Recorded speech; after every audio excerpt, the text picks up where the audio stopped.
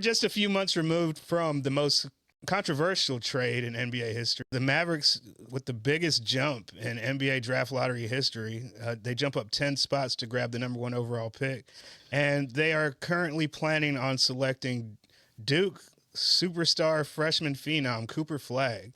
And they're saying they will not entertain the possibility of trading away the pick for. And that came from Dumont. Do you think that the Mavericks are making the right decision to keep the number 1 pick? Absolutely. This is the most touted, polished, skilled, obvious 1-1 since Anthony Davis. Yeah. He's better than Zion.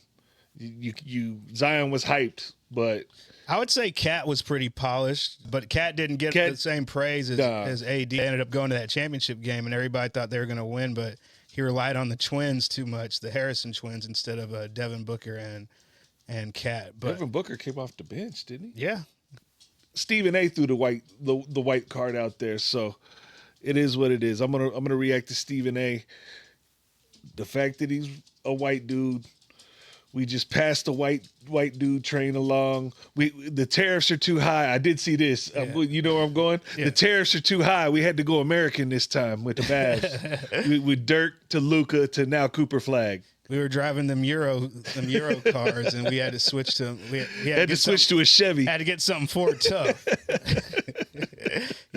From foreign to domestic. You know what I'm saying? It'd be like that sometimes. But I definitely think this is a gift from the basketball gods that you cannot sacrifice this gift that you were just given. You were headed towards 90s irrelevancy, and I mean that seriously. Not having your picks from 27 to 30. Yeah. Owning your own pick, having to do some pick swaps. Like, it was going to get bad, and it was going to get bad in a hurry. And then the basketball gods said, here you go. Here's Cooper Flagg or Adam Silver. Either one, whichever you want to believe. He is the basketball god I'm referring to. The ghost of David Stern. The conspiracy theorists had their way with the lotto. Oh, I was yelling at the bar. It's rigged. It's rigged. It's rigged. It's rigged. It's in my favor, and I'm still calling it out. It was really fun as an observer to watch him slowly make the realization that this was happening, and as it sunk in, he just was yelling louder and louder. I saw somebody compare him to AK-47. I've seen that. I see that. Yeah. I see that quite a bit. Like, I just think that the thing with AK-47 is, remember, AK-47 with a higher ceiling. Yeah, but the thing with AK-47, he got drafted to the old-ass Jazz where they still had Jeff Hornacek, they still had John Stockton, they still had Karl Malone, so he had to find his role. And I know that that's the one thing that a lot of people are worried about. Cooper Flagg coming to an already winning team, will it negate his growth to become that elite perimeter scorer? But we saw it with Kawhi. He made that jump. San Antonio, he started off as a defensive guy, off the bench player. It really wasn't until he broke out in the NBA Finals as like a national name, as like the guy to where Duncan and Ginobili are passing the torch to him. But I just think that with the small forward position, it's a little bit harder to judge because your job is to kind of be like a jack of all trades, master of none. And so you see a lot of those Scottie Pippen comparisons too. But yeah, I think it'd be the right decision to keep this number 1 pick. If I would trade with anybody, I would trade down one spot with San Antonio and take their number 2, their number 14, their number 38. I don't think that Dylan Harper would be a bad pick, but when you have the opportunity to draft a Cooper Flagg, you do it. You take it. Whenever you've been hearing about a guy since he was 16 years old, which was like, a year and a half ago.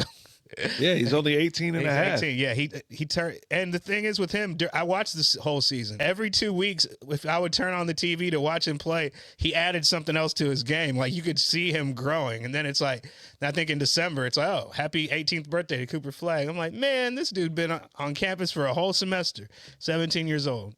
He dropped 42 against Notre Dame earlier this year. Out there catching bodies, he's one of the long line of Duke power forwards who make that transition to small forward at the next level. I'm here for it. I mean, I'm here for it. I'm thrilled, whether it was the basketball gods, whatever, Adam Silver rigging it, whatever you want to say happened.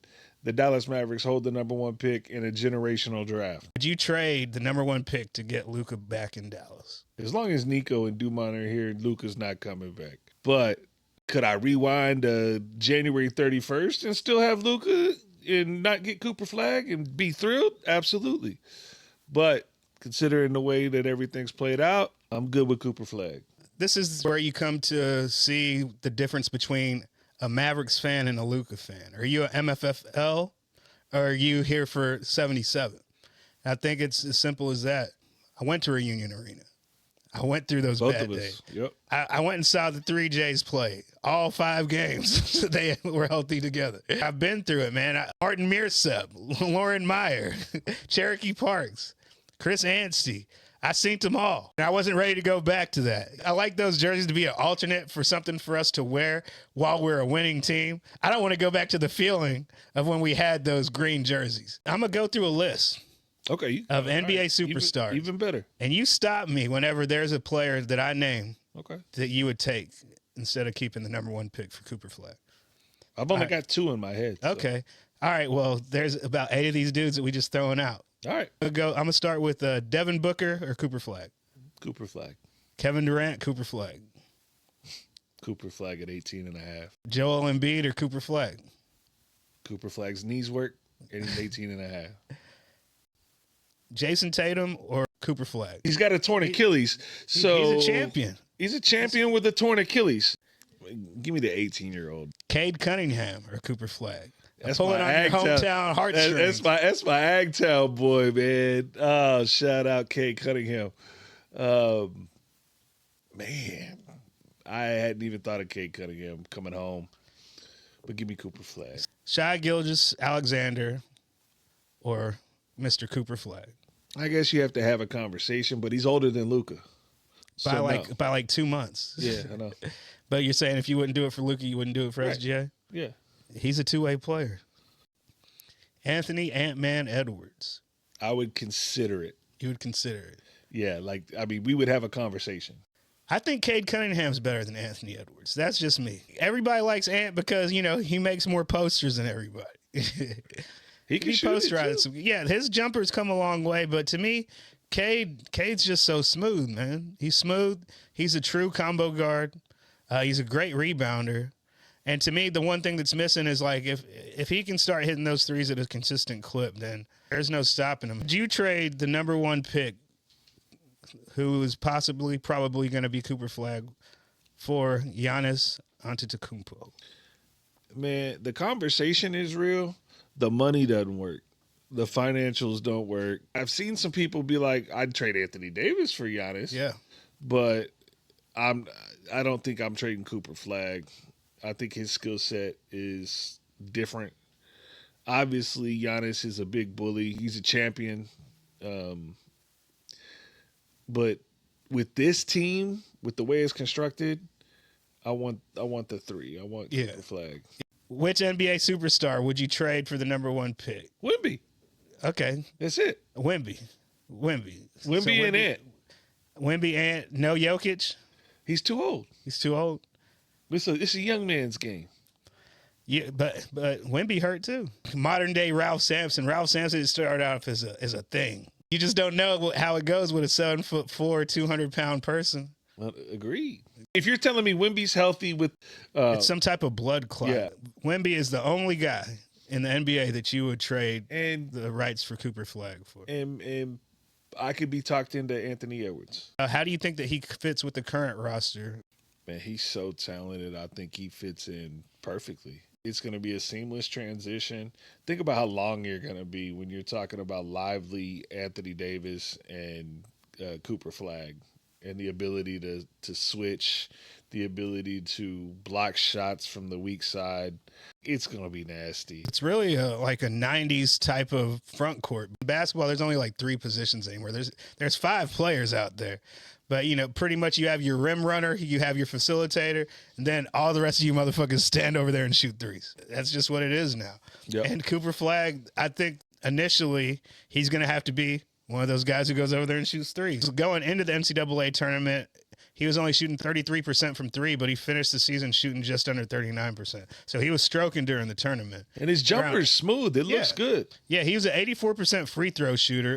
The one thing that I would kind of question is his shot selection. He was asked to do a lot at Duke, So he was pretty much their entire offense with him and Con Knipple were the only two guys they could really rely on a consistent basis. Tyrese Proctor was great in his moments, but he was really just either he was knocking down the three or he wasn't. So those two guys dominated the ball quite a bit.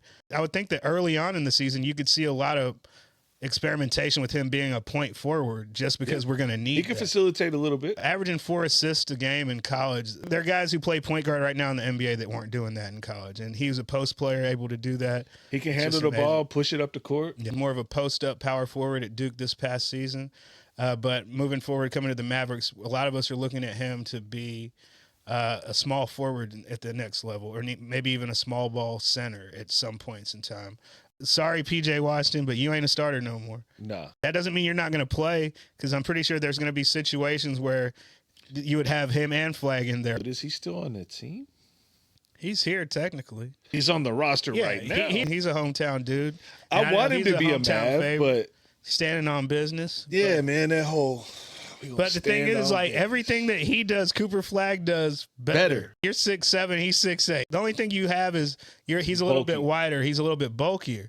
But as far as the rebounding, like the passing, the three-point shooting, the block shots, the block shots, it's like he's just a little bit better at everything. PJ Washington could win he's like a 6 man of the year type guy. And to me, it's one of those things to where I wouldn't be opposed to where if they start the season off together, it's not like a rush to trade PJ, just to kind of let Cooper transition into being that guy. The same way kind of whenever you saw once Gafford got here, then Gafford was kind of the starter.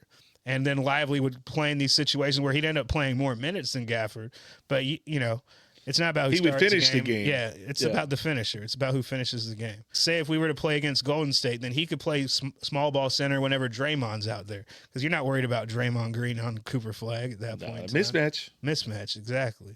The athleticism is just too crazy right there. But like I was saying earlier, they could use him like Kawhi Leonard. Just because you're a team that's ready or you're on the cusp of being a championship team and you have these older veterans doesn't mean you can't incorporate young players. I just think that we're just in this new mind state, in this new age to where people don't believe in the draft or building a team anymore. It's almost like these scouts don't really watch college basketball. But that's the miracle of the Mavs winning this thing is he's not in Washington. He's not in Charlotte. He doesn't have to be a savior. No, he doesn't. Not yet. He can come in, play a role, play defense, get out there. He can still win Rookie of the Year. Yeah. But he's not going to be asked to score 30 a night. He's going to be a traditional small forward. He's going to be in like a James Worthy role when he was with the Lakers. It's going to be like Scottie Pippen, how he eased into playing next to Michael Jordan. He's just that type of forward. It's like he just does everything well. He's going to knock down open shots. He's an underrated facilitator himself as far as being able to throw oops to where he can get Lively and Gafford involved if Gafford's here. As far as a comp for me, offensively, he's kind of a more polished Pascal Siakam. Defensively, he reminds me of Jalen Johnson in Atlanta. He's a little bit of a fusion of those two players right there. Siakam is a perennial all-star right now. He's in the Eastern Conference Finals. He's from Louisville. Well, he went to high school in Louisville. He's from West Africa, but, you know, represent Dallas Buyers Club, baby. If he's a little bit of Siakam with a more consistent jumper, because I think that Siakam is more of a scorer, and I think that Cooper Flagg can start off as like a 3-and-D guy who can knock down open shots. I think he's more of a pure shooter than Pascal Siakam. I think that defensively, I don't think that he necessarily has the same bounce as a Jalen Johnson. And I don't know if he's as great on the perimeter, but I think as far as his defensive rebounding ability, his shot blocking ability, and his ability to play the passing lanes, not necessarily man-to-man to stay in front of somebody, but this man just put on 12 pounds of muscle since the season just ended, so who knows what we're going to see when the season starts. He's a growing boy. Yeah, he's 18 years old. Yeah. High school class of 2025 who reclassified, because that's what the kids do now. You're good at basketball, reclassify. A year quicker to get that money. Who do you think are the most likely Mavericks to be on the move this offseason? If you're asking me, it's probably PJ and Gafford, which is sad. They were the key to the run, but that team was built around Luka. I want to keep Najee. I think Najee's versatility fits in well. Caleb Martin can kick rocks. You remind me of the bad times, Caleb Martin. Yeah, I don't need Caleb Martin on this team. Like, we can upgrade Caleb Martin. And I'm looking forward to Brandon Williams getting some more run next year, getting more polished. But they do need a point guard, and we'll find out who that is throughout the offseason. Hold down the fort until Kyrie comes back. I wouldn't be opposed to them getting back into the draft to try and get somebody like Walter Clayton from Florida. We saw how he just went off in the tournament. I do think that Gafford and Washington would make the most sense, like we said earlier, just because they're both coming out on their the last year of their contracts. With PJ, same position as Cooper Flagg, that small forward, power forward type. And I mean, I think you can get a nice return for both of them. I think you could. You definitely. And I'm not could. even talking a package. I'm saying each individual player could bring you a nice little haul. Rob Pelinka is calling right now. If Gafford goes to the Lakers in some kind of three-way deal that Nico helps orchestrate, man, don't even get me started. It'll probably happen. But I do think that the way that they used Najee Marshall last year, I do think that Cooper Flagg works in similar ways, just because there are some games where they were out of point guard, so Najee, you running point. Yeah, towards the end of the year. Towards the end of the year. And I think that Cooper Flagg is that type of player to where that would kind of make Najee expendable. But I think that his contract being significantly cheaper than Washington and Gafford would mean that he's the one that you would actually hold on to. Just because if you're going to trade these guys, because you want to bring in some more guard help, some more depth. Saw a few names. Marcus Smart, Colin Sexton. I've seen Kobe White from Chicago. Kobe White from Chicago. There's only one guy on any of those lists that I even care to entertain getting, and that's Malcolm Brogdon. Malcolm Brogdon. I like Malcolm Brogdon. I like Brogdon. I just think because of his size, his defensive intensity, his ability to knock down threes, I believe that he's flirted with 50, 40, 90 numbers in previous years. I believe this past year, I think that the Wizards just shut him down just because, they were trying to tank for Cooper Flagg. But I think he would be a nice addition. Now, the thing is, he's probably be a mid-level exception guy, so we would have to get rid of a few of these contracts before we'd be able to sign him. But I think he'd be a very affordable free agent guy to go after. Be able to get like a bigger piece for these other assets that we have, like a Gafford or a PJ Washington. Would you be opposed to trading Gafford for Austin Reeves? I don't think Pelinka would do it. I think Austin Reeves he's shown out so much. Yeah, but a lot of that, whenever he's showing up, been with Luka. Yeah, but it's been whenever LeBron's missing games. Because remember, LeBron missed some games down the stretch. But to me, it's like you have three guys that need the ball in their hands all the time. I just think that it'd be more important for that team to actually have a lob threat to make Luka be the Luka you want him to be. A lot of the Lakers' problems in this postseason is y'all have turned Austin Reeves into a guy, hey, go stand there and shoot and hit this open three. And that's not his game. That's not his game. But we need somebody that can create a little bit and have the ball in their hands. Yeah, so I think it could be a win-win for both of us.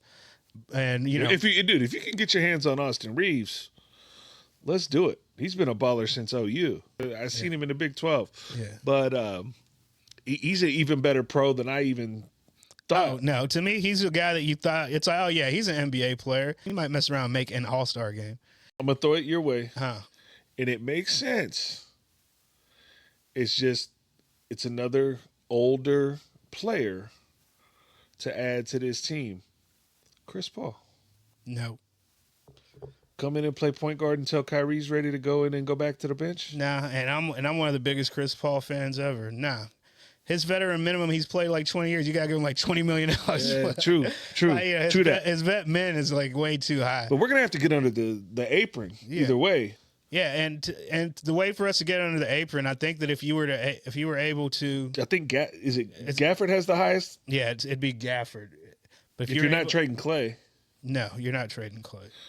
But it's like, but it would have to, if you traded Gafford, say if you were to trade these guys for like draft picks to get cap relief and just go pursue guys in free agency, then you could free up $23 million. You said that they're 13 over, or how much you said? I don't know exactly. I just know that the cap filler for having the number 1 overall pick now puts them over the second apron. But, usually winners do it. Yeah. Losers don't. How long do you think it's going to take for Cooper Flagg to help turn the Mavericks into actual championship contenders? Well, it better be right away because these other dudes aren't getting any younger. Are we talking about a Derek Lively, Cooper Flagg-led nucleus? Because that's further down the road. Now, AD, Kyrie, Cooper Flagg, Nico did it to himself. He's got a 3-year window, and he definitely is a lot better than somebody you would have gotten at 11. We're a playoff team, and I'm not talking about no play-in bullshit. Nah, actual. I'm talking like, top 4. Talking top 4, top 6. Cooper Flagg should make us better than Houston. Cooper Flagg should make us better than Golden State. We should be right there with Minnesota, but pretty much any team that we were better than, we need to be better than. So OKC's the only team that it's okay if we take a L. We beat them when we had Luka.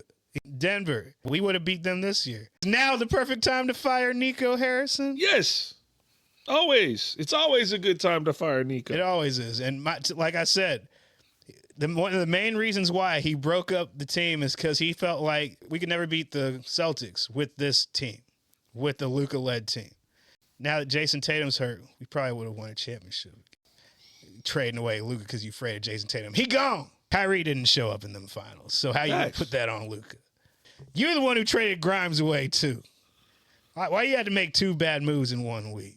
Chump of the century. Chump of the century. I do think it would be the perfect time to fire Nico. Maybe just do it right after the draft, where it's like, yeah, you ain't coming to Vegas Summer League. You can't get on the plane. Can you trade GMs? Trade him to the Lakers. Yeah, I wish they would. Square.